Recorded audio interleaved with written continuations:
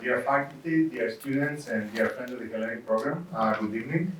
My name is Kostas. I'm Professor of Economics and I'm the co-director of the Yale Center of Geospatial Solutions and the director of the Hellenic Studies program since July 2024. I would like to warmly welcome you to all to the Stavros Niarchos Foundation lecture. It was established in 2004 in honor of the generous sponsors of the program. And the Hellenic Studies program has been funded by the Stavros Niarchos Foundation as a pilot program from 2001 to 2007. And in 2007, the board of directors of the foundation endowed the Stavros Niarchos Foundation Center for Hellenic Studies at Yale University. This distinguished lecture series, brings to the Yale campus leading scholars in the humanities and social sciences, as well as prominent public figures and internationally renowned artists. Our last lecture, held in 2019, featured Professor Yannis Tounaras, the governor of the Bank of Greece. But after a long pause because of the pandemic, we are truly honored and delighted to resume this tradition with such a distinguished guest. Professor Nikolaos Stampolidos, a distinguished guest and distinguished academic, and the director of the Acropolis Museum.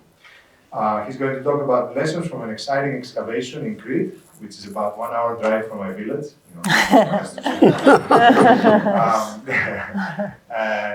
So I want to make, before we start, just a quick announcement. You saw the newsletter, but we are first delighted to announce the hiring of a new faculty, the historian Charalambos Minasidis, who specializes in modern European Greek history and will join the department as a lecturer next year. Please check his courses and check him out when he's in campus to talk to him.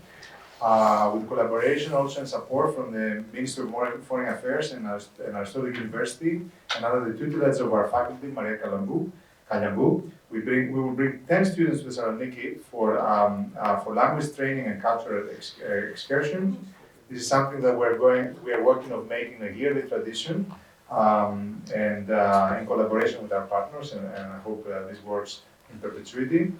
And we had a fantastic concert this fall, organized by our faculty George Sirimis, by the famous Greek musician Dimitris Bassis. The concert took place in Battle Chapel, a beautiful place, a big place. There were a lot of people. We had a lot of fun. It was great. Please come to the next one. It was an audience within and from within and outside the university. In collaboration with the main research institution in Greece, IOVE, and the LSC, Hellenic Observatory, we launched a new website.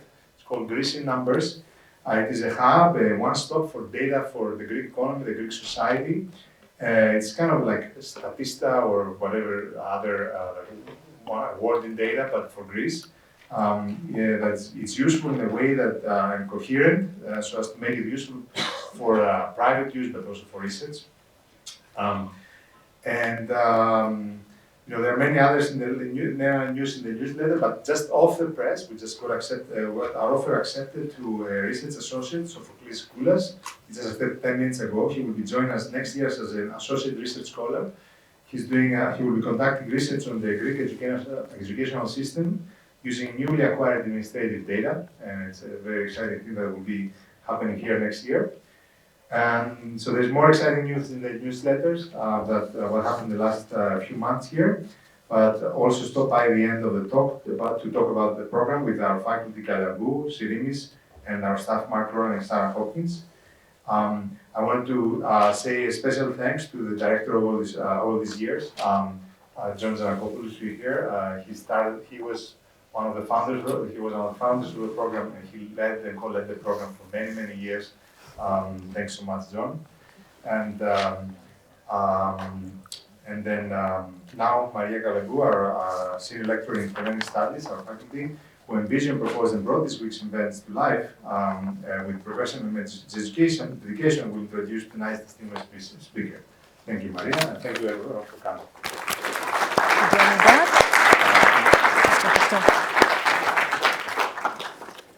Good evening. Can you hear me?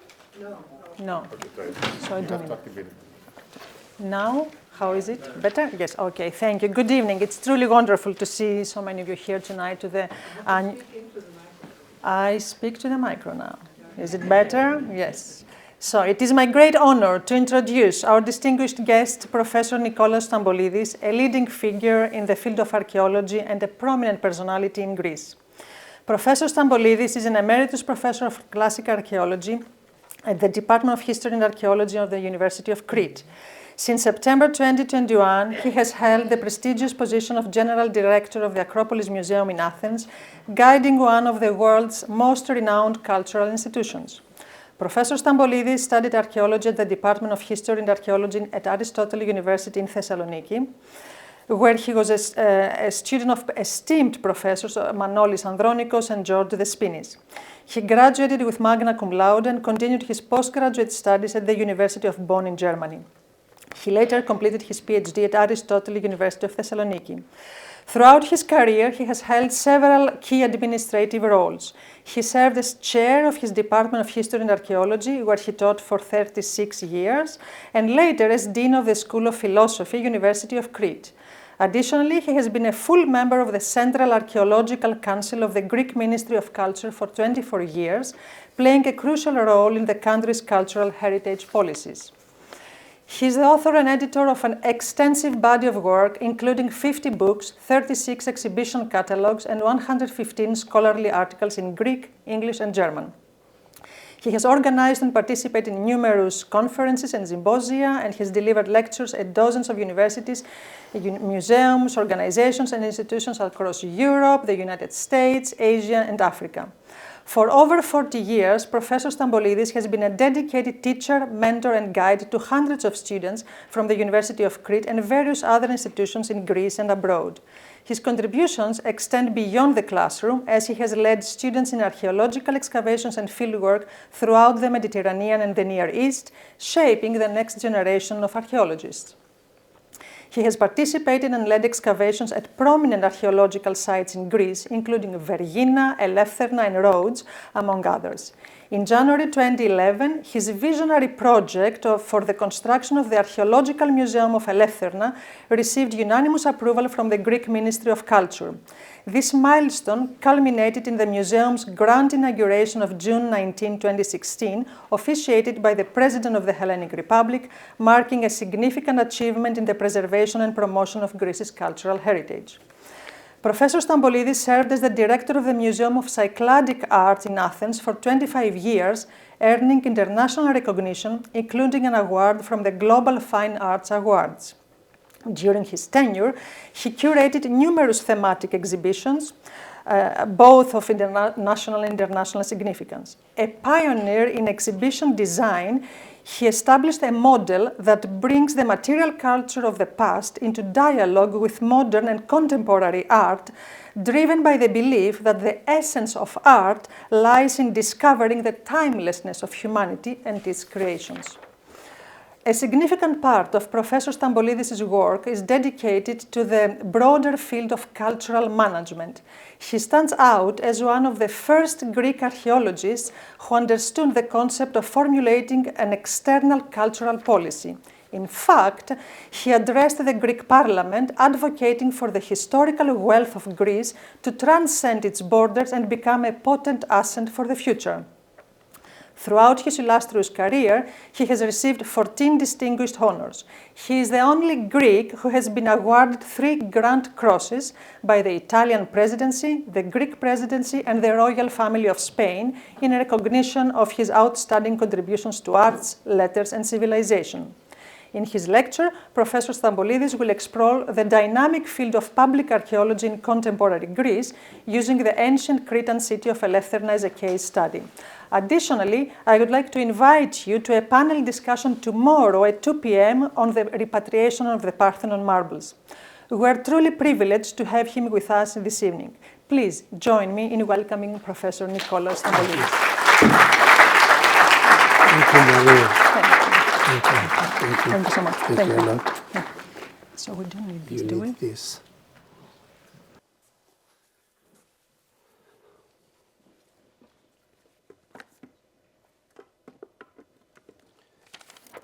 So, I hope you can hear. Thank you very much, Maria. I would like to thank, of course, the Niarchos Foundation and the Macmillan Center, as well as the Hellenic Studies program. Permit me to say that with this jet lag, I hope I will have enough time to compress 40 years in 45 minutes. This is a task, but I have tried to make pictures which is worth 1,000 of words, and annotated them with captions you will read on top of its picture. So,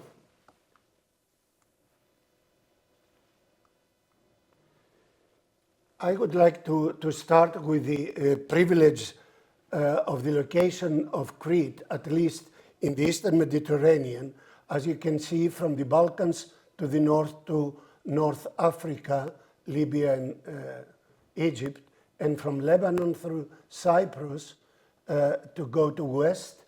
This is the central point which I really name it as a petrified aircraft carrier that is the case especially in these troubled days in the Eastern Mediterranean, as well as Cyprus can be.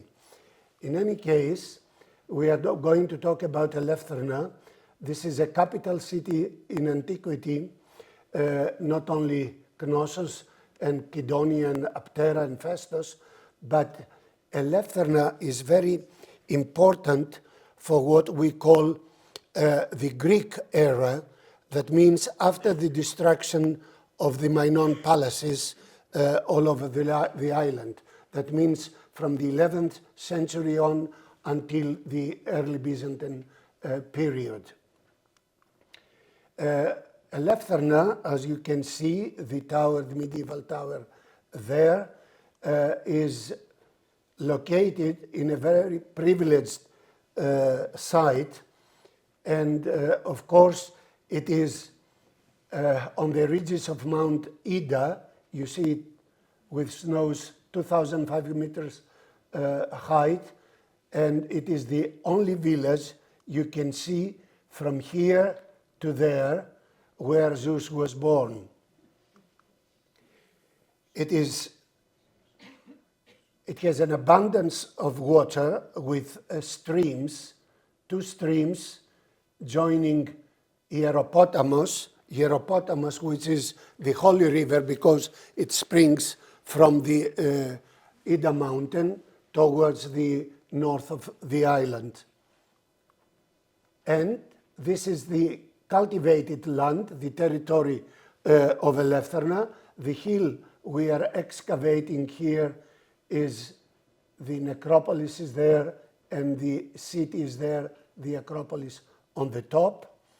And what was there when even Arthur Evans visited it in 1899, or Christmas and New Year of 1900, one could see the quarry of Peristeres, the cisterns on the top of the hill, the Hellenistic bridge, which is intact from the Hellenistic period onwards, and of course the medieval tower looking the Cretan Sea, the Aegean Sea. Of course, you can understand that the distance between this capital city, Eleutherna, from the coast, the northern coast of Crete, is only 9.5 kilometers straight, and one can see ships and fleet coming from the north, east, or west, but they cannot see the city. This is a very defensive position, location. The most important part which have been revealed is the necropolis of Orthipetra, of the standing stone necropolis, which proved to be a location that actually proves the verses of Homer, as we will see, of the 23rd book of the Iliad, where we have the Patroclus funeral pyre. So, when we started there, the only thing you could see among olive groves and cypresses and carob trees and so on was really these huge retaining walls, which were very useful for the terraces of cultivation on the slopes of the hill. So this is the first year of the excavation, 1985, and we are going to celebrate the 40th anniversary this June with a big exhibition, archaeological exhibition, talking about archaic elite, that means princesses and warriors. So we have, even in this semi-mountainous place, Cycladic idols. Cycladic idols here and in the excavation of the city, as well as many Minoan items, idols, seals, even stone material. But Eleutherna is very important because of its mines, that means iron mines, and of course stone, asbestolithic stone. Crete is not very famous for its marble. There is no much marble on the island. It was always imported from different places, from the Cycladic Islands and the east. And this is the excavated area of the necropolis, where we can see three different burial practices: inhumations, pithos burials, sometimes also with grave stele on top of them, and the most important, funeral pyres, cremations. Now today one can visit the necropolis and you can see the crematorium, the enclosures, the rock-cut tombs, funeral buildings actually, and monuments, and the rare obelisk there, which we will see later. The pithos burials are very important. It's huge, you can see. Two people excavating within one such pithos. And this is very important because only women, adolescents, and children are buried. All the heroes, that means men between 18 and 50, 55, that they were warriors, they were always cremated. This is what Homer says, because cremation and the body of the heroes should not be worn out, but should be cremated so that the smoke of the cremation goes up to the gods. This is what Aristotle says also about Cretans. So we have different methods of digging, and we will come back to this matrilinear case of three successive pithoses from about 780 to 680. Also, dogs were inhumated next to their adolescent masters. This is a tomb of a melepheb, that means a boy of about 11 or 12 years old. And the most important find at the beginning was this cremation area. As you can see, we have left some pieces of carbonized wood because we always want that the visitor or researchers will have the chance to correct us if there is a mistake during the excavation. And the most important area is this area to the northeast, full of cremations, individual cremations. That means at around 700, 680 BC, it is not the collective part of the crematorium, but they started to have individual cremations. This is a very crucial point for the history of ideas, because the we becomes I, which is very important to the history of humankind, at least in Greece and Crete. So, next to the collective crematorium there, which was used from 900 to 700 BC, we have a wonderful stone monument, which is above this great grave monument and the rock-cut tomb A1K1, which was very rich, as you can see, cauldrons and pottery, jewelry and weapons and all the kinds of materials are found there.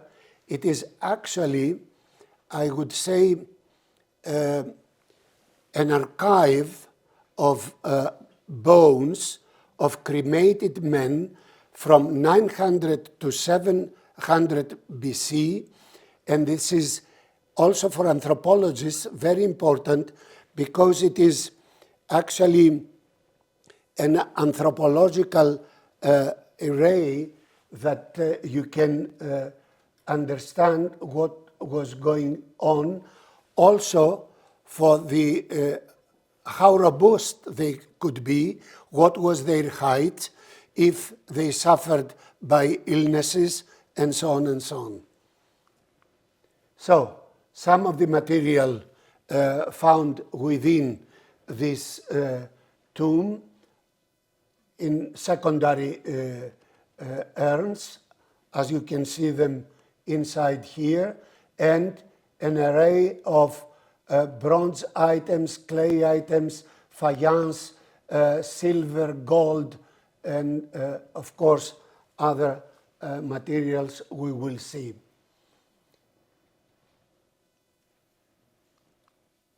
So here you can see some of the clay materials from Attica, Corinth, Miletus in Asia Minor, from Syria, and so on, and here as well. These are coming from Cyprus, and these also are Cypriot imports, and of course Egyptian goddesses and faience glaze vessels coming from Idlib and the area of nearest Lebanon today and Syria.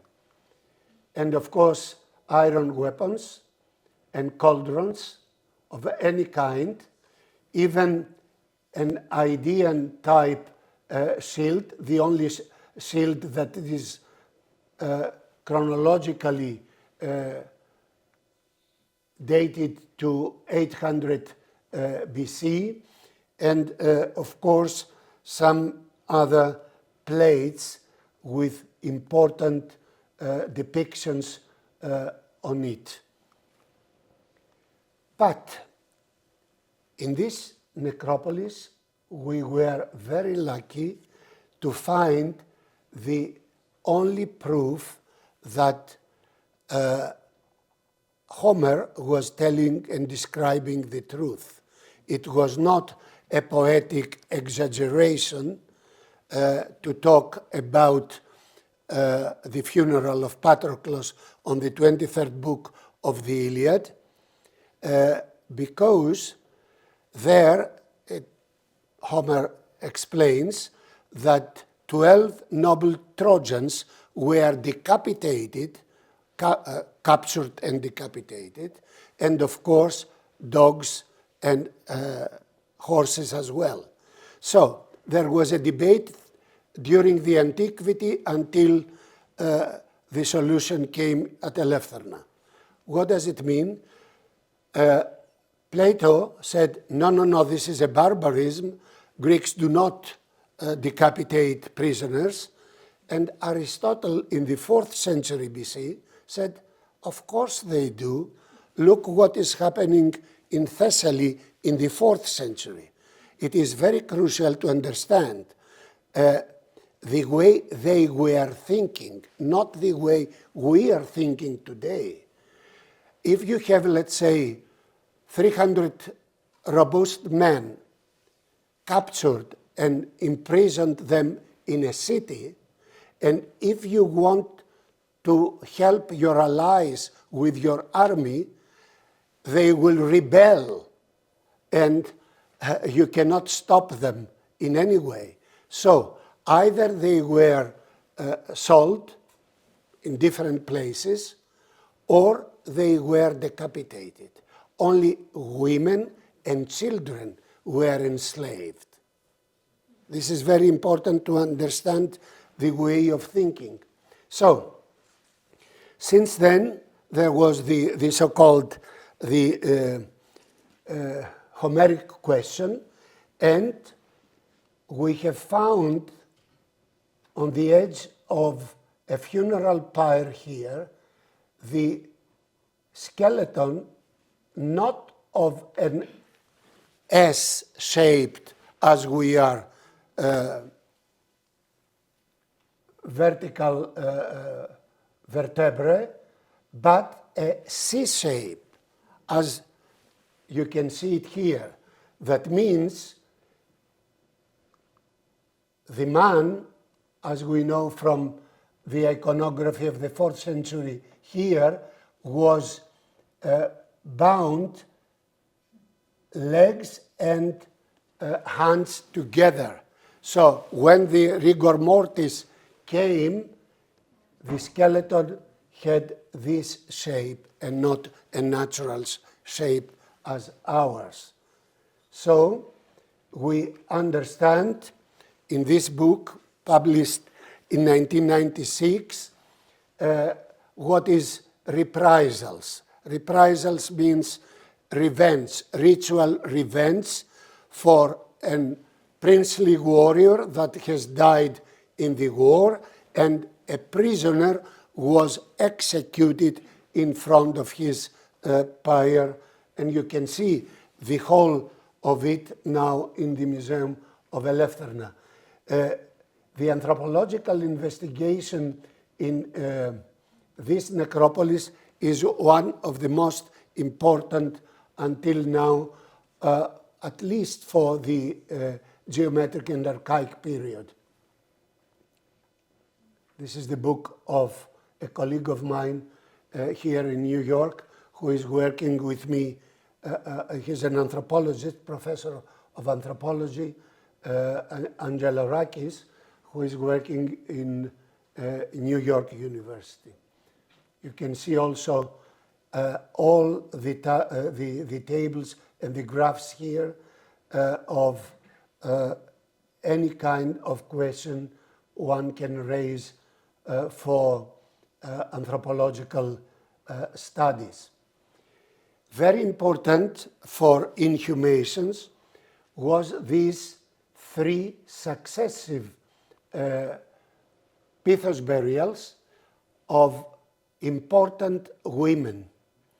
5 skeletons were on the first of, within the first of them, 2 skeletons on the second, and 1 on the third pithos, dating from 760 to 680. And we know that all these women were related to each other. They were grandmothers, mothers, and granddaughters, as well as cousins. And the material showed us that this ladle is having the upper part on the inner side, not on the external side as the Greeks did. That means this is actually for a woman coming from Cyprus, from Palepaphos. And this is also very important for the DNA relations of this particular matrilineage, as we call it. Some of the finds, and you can see here as well another important tomb with jewelry. That this is from Eleutherna, and this is the eye of Tutankhamun. You see, 800 years of connections. You can find them at Eleutherna, as well as jewelry of these fine items, and even glass of the 8th century BC, intact and rare, as it is the case of Midas' tomb next to Ankara. So, meticulously excavated, as you can see it here and there with all the labels, we have found this M building, as we name it, with the skeletons of 4 women. Some of the finds as well there and here during the excavation, the examining of the bones, and these 4 women have different ages, 13 and a half, 16, 28 to 30, and 70 to 72. The 3 of them were lying down on the eastern part of the building. The other one, the skull was found on her hips. That means she was buried seated. Seated are buried even today archbishops and patriarchs in Egypt, and our patriarchs of Constantinople until 1920. So we understand that this woman was a high priestess, and the other 3 were buried with her. At the beginning, I was puzzling, what does it mean? But then, at the end, I was convinced that they were buried, all of them, on the same time. Because this one is to the east, and this one is to the west. So that means the youngest was buried on the eastern side of the building, and the other on the western side. But of course, we do not know, was it a pandemic and they were buried together Is there any other reason? We are examining the bones in Washington, and I hope that we will have soon the material which brought us to the top 10 of the world in 2009-2010. You can see among Peru and England and Guatemala, here is Eleutherna and other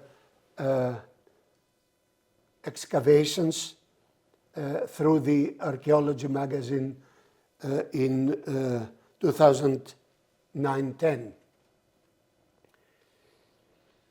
Other buildings were very important here, as you can see. The most important of them, this bears the name 4A, where we found the core, the lower part of a statue, this one here, and we have the reconstruction of this building, a restored building with acroteria on top of it with warriors. So it is a cenotaph, actually, the first cenotaph in European history, 680 BC, and as you will see, the core, the lower part of the core was found here. That means in front of this false door of the monument. You can actually see parts of the building during restoration, and this is the sarcophagus of the 14th century BC in the Heraclian Museum, Minoan sarcophagus. You can see that the Minoan building resembled to the 7th century building, and you can see how generations after they have the same mode of cenotaph, because this is also an effigy. It's not an actual dead man or woman, because there are no hands, as you can see here.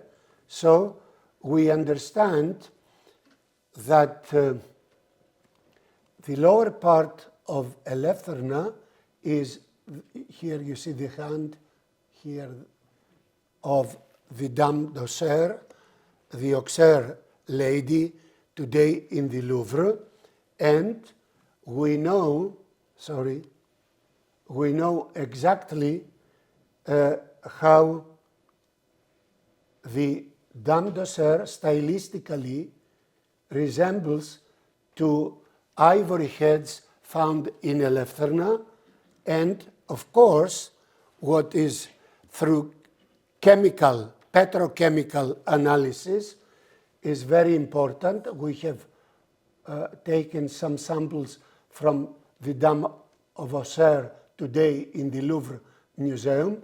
99.73% is the same material of the two statues. So the Auxerre Dame from the Louvre is actually coming from Eleutherna. Of course, we had to protect the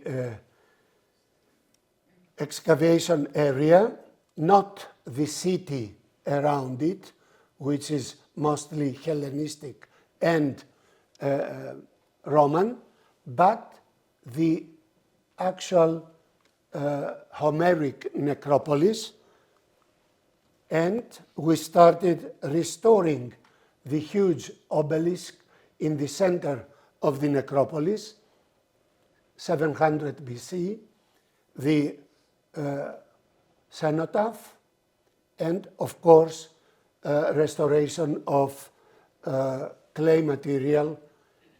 This is a very important vase which is connected with the myth of Glaucus, the son of Minos. And 3,180 tiny golden leaves make a lace. Can you see what restoration meticulously has to be done, which was actually a lace embroidered on a princess garment. And of course, we are sketching and find resemblances with other findings from the Levant, from Phoenicia and Cyprus to Rhodes, up to Knossos and Eleutherna. Fire dogs and iron spits from Cyprus and Eleutherna. Cauldrons, again from Cyprus and Eleutherna. And of course, this is the ladle I was talking you about. And from the Levant, this is from Eleutherna. The clay one lamp is from the Levant. And of course, Egyptian or Levant items as those faience, Sekhmet idols, and the resemblances with the princesses of Cyprus, from Salamis of Cyprus, and the same one from Eleutherna. And of course, actually you can see the sea routes crossing Crete to Carthage and to Spain. Of course, other boxes for fire holders and torches from Tyre, Lebanon, Eleutherna, and Kherson in Black Sea. Of course, other material from Eleutherna and the resemblances from other places in Asia Minor, Sardis, etc. And again, lamps. But between the grave Cretan stele, we had a Phoenician sippus. This is very important to know about it because Eleutherna was actually a city to receive people. It was not a closed society, but an open, wide society. And of course, we have inscriptions talking about this reception. From a wonderful exhibition we have done in Athens, in the Cycladic Museum in 2003, you can see all these imports and interconnections in the Mediterranean. And of course, books, 50 books written on the material, and later on, the bureaucracy. The bureaucracy to create the shelter, a new shelter, to create an archaeological park, and files. For those historians that would like to work on it, they are free to work and make their thesis. And the new shelter, working progress, and at the end you can visit it because there is also a philosophical thought of its shape. It is the round shape of the hill, but also the round shape of the shields. When the Kurites, the demons, were dancing to protect Zeus, we are protecting with this kind of shields the ancestors' bones. So, to create an archaeological park, paths and nature together, look how it looks like after 10 years. And of course, because it's a very fertile land, we have these water containers with tons, 20 tons of water each to protect the land, and of course important information panels here and there within the park. Of course, you can see here the necropolis. The Acropolis where a colleague is digging, Christina Tsigonakis, and the city, the ancient city, we are digging now the last 4 years in this area. Two important early Byzantine basilicas, Santa Irene and Agios Markos, and you can see what we are talking about if you look at the capitals of San Dimitrios in Thessaloniki. You will visit Maria. So these are exactly the same. And if we find the money, we are going to have this basilica make a museum out of it the next years, because we would like that be also a point of religious tourism, not cultural tourism as you have seen before. This is how it will look like, and of course other bureaucracies to create the museum. A museum, the first museum in Crete within an archaeological park. So this is the construction and how it looks today, with a theater. Every year in the anniversary of the museum we have performances here and exhibitions. This is how it looks like. And of course, these are some of the materials used, technology within the showcases to make people understand better. We have also fiction films for the Lady of Chr and Eleutherna, and Herodot's stories which connect Thera, that means Santorini, Crete, and Cyrene, today's Libya. So some parts of the museum, and this is within the museum the princely warrior funeral pyre with the execution of the prisoner. Of course, for people that have difficulties to see, we have copies so they can touch them, so and understand, because culture and civilization is not only for us, it is for the whole of the humanity.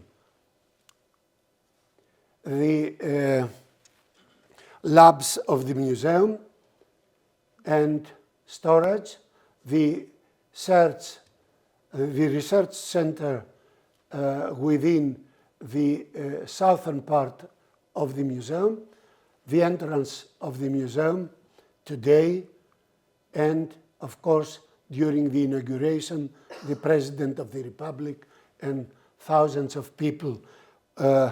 This small theater, as you see, can have at least 2,500 people.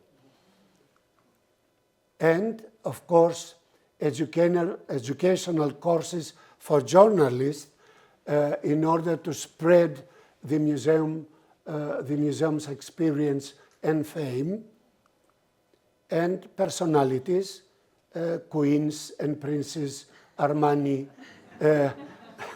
Paloma Picasso, because we had an excellent exhibition last year with Queen Sophia, the President of the Republic, of the Hellenic Republic.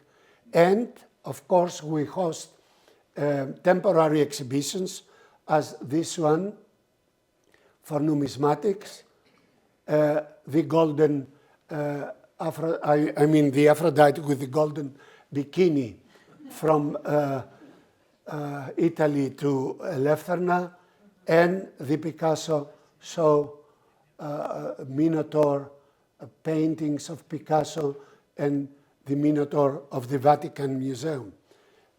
Here you can see pieces of this exhibition.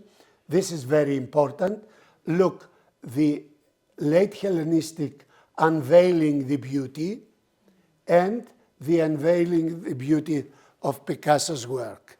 So, this is also Picasso and cattle from Eleutherna and cattle from Picasso's Boccetti. Other exhibitions abroad in Washington, in Athens, and in New York, in Washington, and in Louvre-Lens in Paris. So, you can see here how the old houses were coming to ruins when we went there in 1985, and how they look like today. And, of course, the educational programs, because, as I say, it's not only important to protect the past, but also to rescue the present for the future. I have to admit that when I went to Eleutherna, there was only two buses a week to bring people to the village. And last year, within 2 months, there were 35,000 people visiting the museum in 60 days. And in 3 weeks, 4,000 of students. So this is what I say, that archaeology can become a public benefit, a public good, and not only a science of academics. Thank you very much.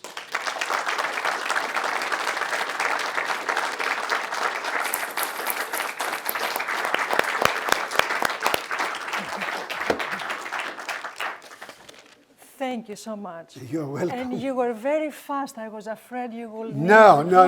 Thank you. Thank you. It's nice that they can at least have a holistic way of looking at things. Of 40 years' work. Thank you so much. Yeah. Thank you. I'm sure you have questions. Yes, the mic, yes. Yeah, would you like to start? Should I start?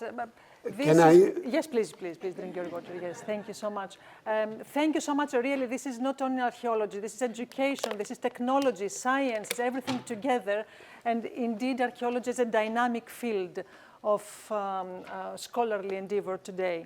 Thank you so much. Yes. I want to call all the young people here. Yes. If they have interests, they can have much of this material for their doctoral thesis or whatever. Thank you. We are here to share, not to keep it for us. And in fact, you gave us a very good idea. As you know, this year we're going to Thessaloniki, but next year we're visiting you. Yes, why not? Yes, you are always welcome. Thank you so much. I see a question from Professor Giannakopoulos. Yes, please.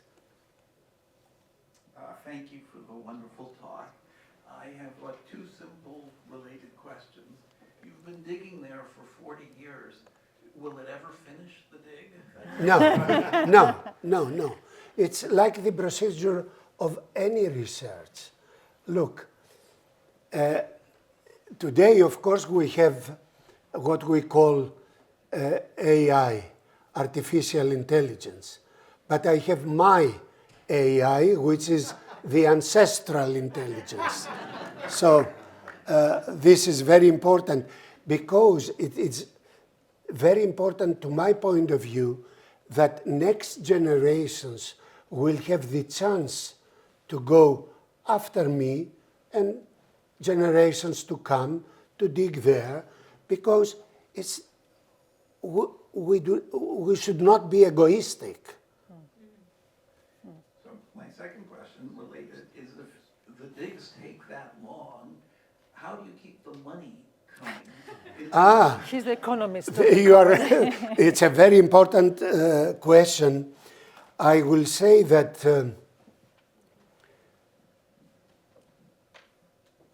the money for the excavation, in order to educate students from our university, the Crete University, but also from abroad. That means there are coming people from Japan, from Turkey, from Brazil. I do not count Europeans and Americans, they are frequenting there anyway. But this money was always for 1 month. In order to have the whole summer, I have to have fundraising or sponsors. And as you have seen, the building, I have never got any penny from the Ministry of Culture.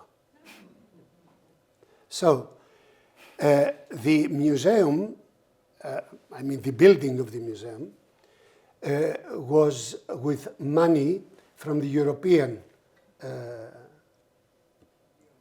community. Yeah. The budget for the museum was 3,800,000 euros. But I have spent 2,500,000 euros. Everybody is asking, how did you do it? And I say, I do not drink coffee with the contractors.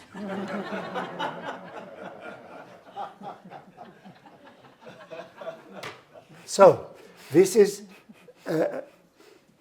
families and wealthy people, they have helped to create this miracle in a remote place. Can you imagine?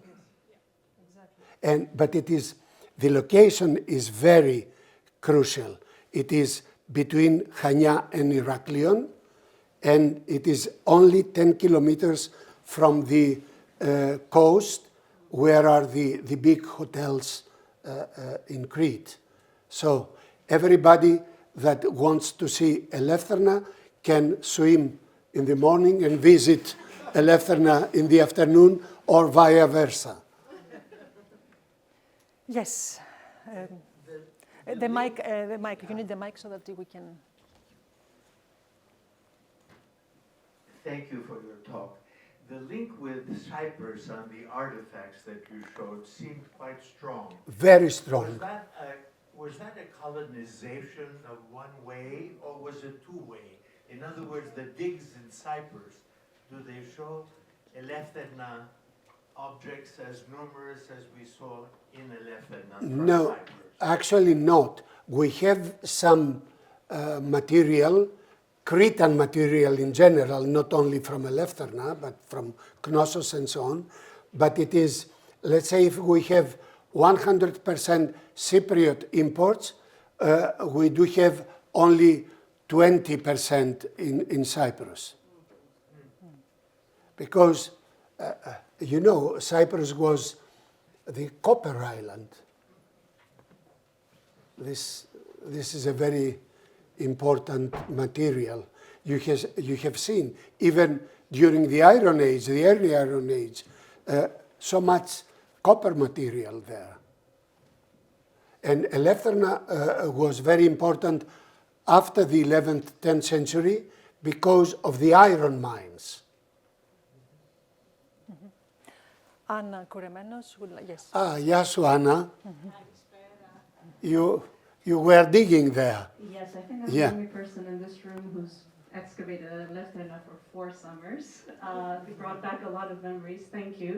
Can you talk a little bit about how the villagers in Eleutherna have reacted to this and how you brought new life to the village? I remember when I was there first in 2004, there was only 1 restaurant and 1 cafe. And when I went back in 2019, the village was just buzzing. Yes, So can you talk a little bit about how the locals have reacted to the excavation, but also to the museum? I have first to say that there were 2 villages, as you have seen in the beginning, and they were enemies, both of them, in about 3 kilometers distance. When a woman was married with a man of the other village, she belonged to the man in 1984-85, yeah? So slowly I started to make them friends, and they are good friends right now. And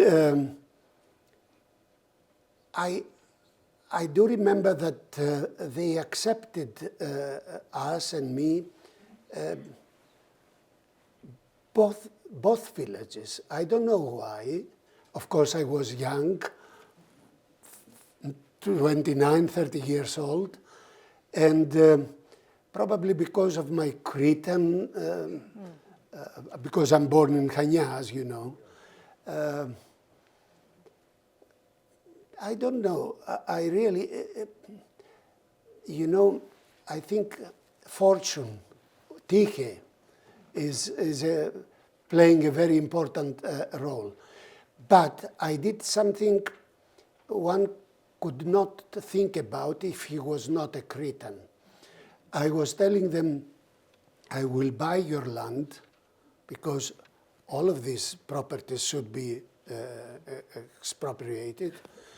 And I said, look, you can have the olive trees as long as you wish.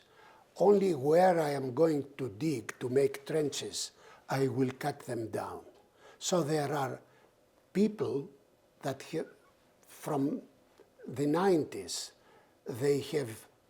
I have given them the money, and much more money than it was worthy, and they still have their oil and olives. You see, because the question of Giannakopoulos was very important. It is very crucial to understand the way of thinking of the people. I will tell you an anecdote. It's not an anecdote. It was a lady, 87 years old, and she didn't want me to expropriate her land because I wanted to make a cut to go closer to the necropolis. And then I said, look, I will not touch a leaf from your olive trees until you die. She died 107. Ephthalia. You probably remember her. Yeah. Yes, Kostas here. Yeah. And yes, Vagos. Somebody else from the back, I didn't see. Yes, and Isabel. You mentioned other archaeological sites in Crete, Aptera and of course Knossos, and you mentioned evidence of trade with Egypt and other regions in Greece and Libya and so on. Is there evidence of trade of these archaeological sites among them? Like, did one village or a city in Crete trade with another? Is there some evidence? You know, Eleutherna had 2 ports, one on the east, on the northern coast of the island, one to the east, which is Stavromenos, and the other one to the west. And I think that the tradition was to have herbs, aromatic and medical herbs. Even today there are 252 different herbs on the mountains of Crete. And we know through the Amarna inscriptions of the 14th century BC that Amenophis III was frequenting the area of Eleutherna and Cisses. You know Cisses probably, it's to the east of Eleutherna, to take these herbs for aromatic or medical reasons and give them gold, which does not exist in Crete, or even silver. But we do not have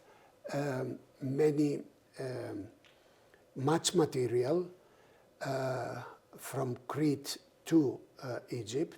Of course, during the Minoan period we do, but not during the geometric and archaic period, because the most of the eastern Aegean islands, Samos, Rhodes, and so on, they had the connection with Alexandria and the El Taba and all the area around. No, we do not have this material unearthed in Egypt, but we do know through Homer that Ulysses and Menelaus as well, they had only 5 days to go from Crete to Egypt by boat. Sailing boats, of course. But did you find any evidence that, say, Aptera was trading with Eleutherna? Oh, yes. Between the cities of Eleutherna and the cities of Crete, of course.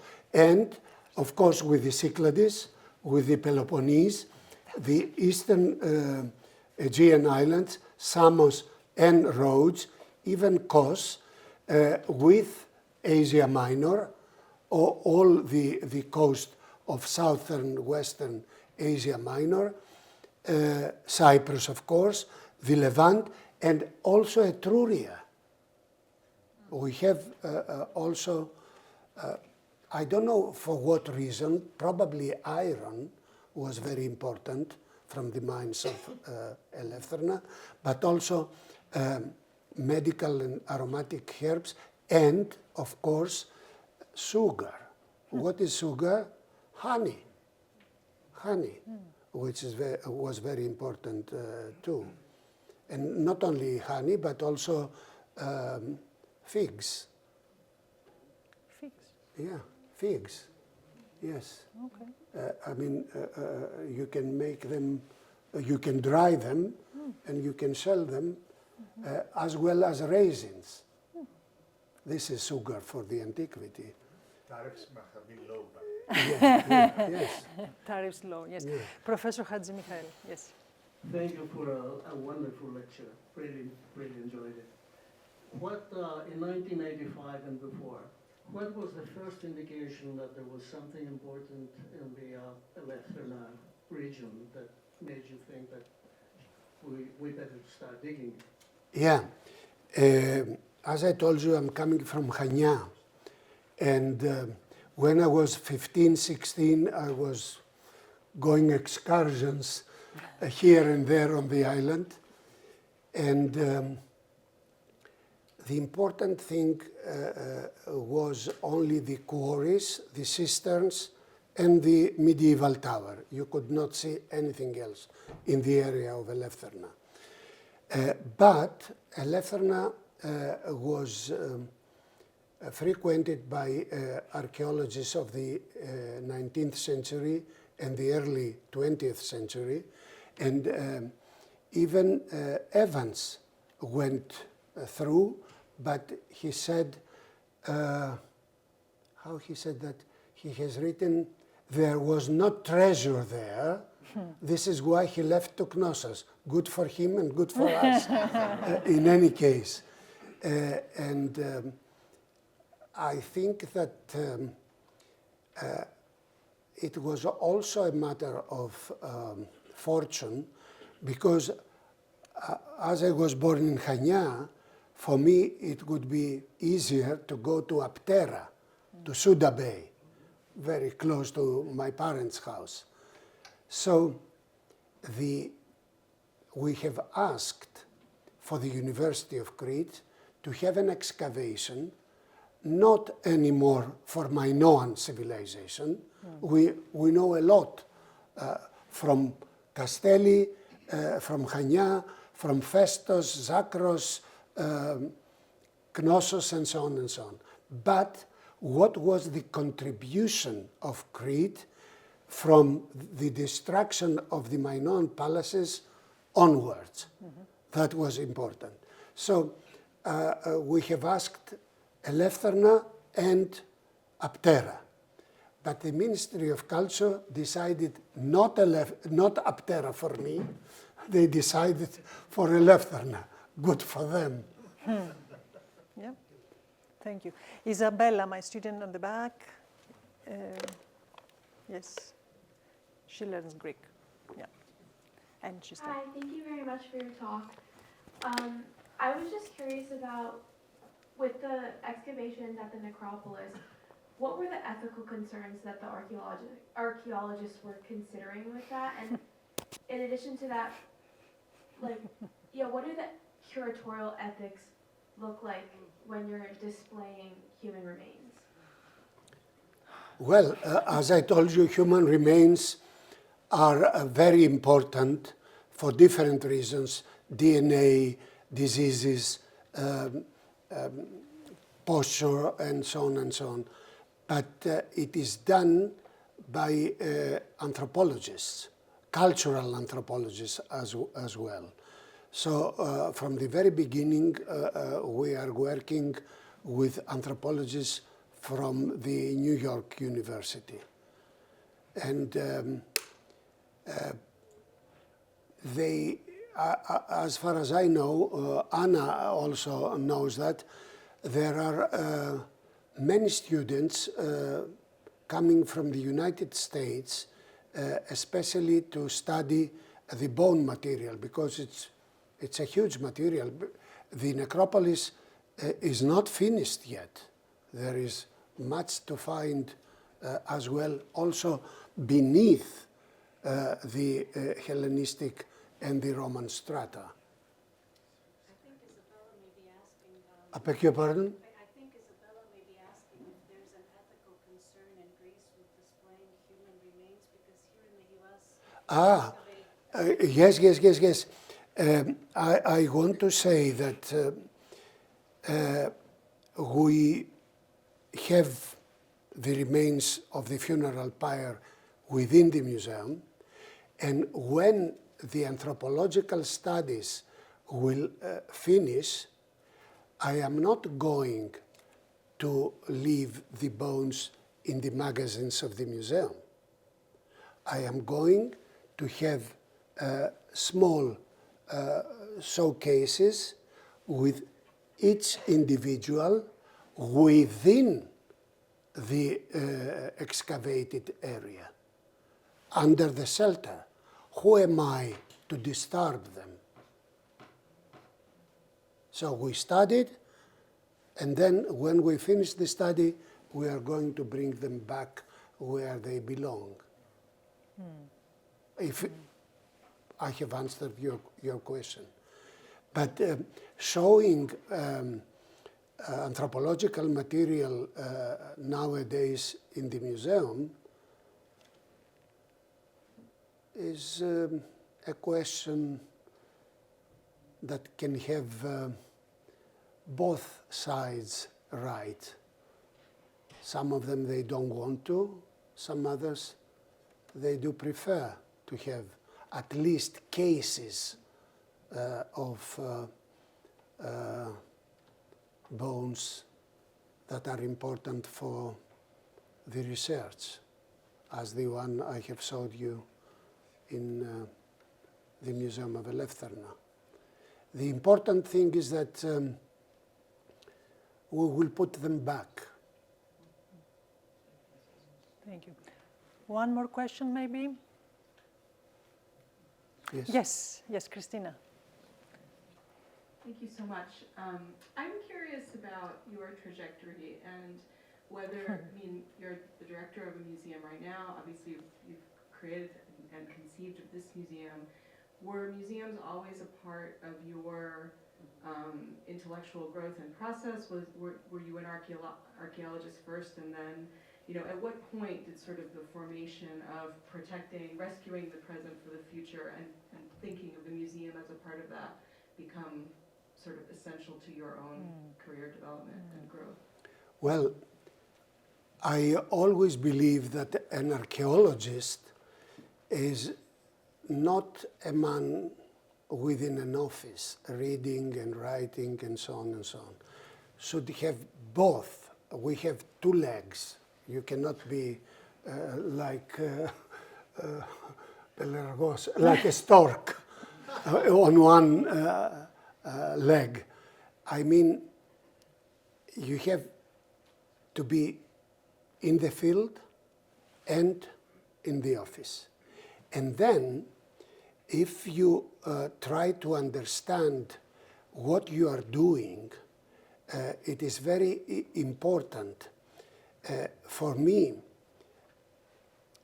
I could become a doctor, I mean medical doctor, because they can heal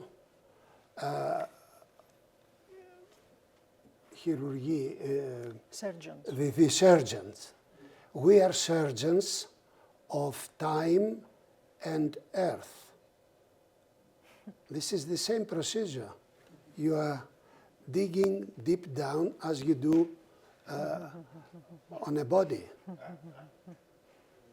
This is my point of view. I mean, I understand it as a part of humans' history. Yours, mine, your ancestors, my ancestors, and for the future generation.